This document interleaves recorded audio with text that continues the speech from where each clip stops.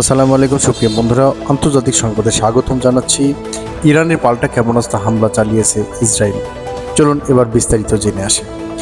ইরানের হামলার পর পাল্টা ক্ষেপণাস্ত্র হামলা চালিয়েছে ইসরায়েল। ইরানের ইস্পাহান শহরের ইসরায়েলি বাহিনীর এই হামলা চালিয়েছে। বৃহস্পতিবার রাতে এই হামলা চালানো হয়, খবরে ABC নিউজের। ইরানি বার্তা সংস্থা ফার্সের প্রতিবেদনে বলা হয়, ইরানের ইস্পাহান শহরের বিমানবন্দরে বিস্ফোরণের শব্দ শোনা গেছে। এই শহরে ইরানের বেশ কয়েকটি পারমাণবিক কেন্দ্র রয়েছে। মার্কিন সম্প্রচার মাধ্যম CNN এর প্রতিবেদনে বলা হয়, ইরানি আকাশসীমা বেশ কয়েকটি ফ্লাইট ঘুরিয়ে দেওয়া হয়েছে। গত 1 এপ্রিল সিরিয়ার দামেস্কে ইরানি কনসুলেটের হামলার চালায় ইসরায়েল। হামলা ইরানের কয়েকজন শীর্ষ সেনা কর্মকর্তা নিহত হন।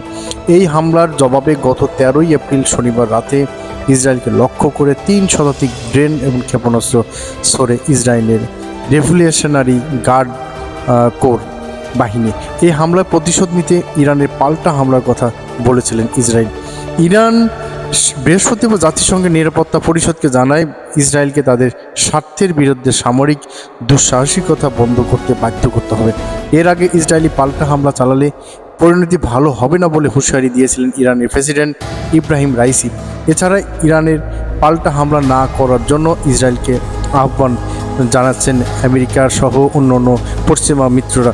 বিশ্লেষকরা বলছেন, ইসরায়েল এবং হামাসের মধ্যকার যুদ্ধ এখন পুরোপুরি মধ্যপ্রাচ্য জুড়ে ছড়িয়ে পড়তে পারে ধারণা করা হচ্ছে।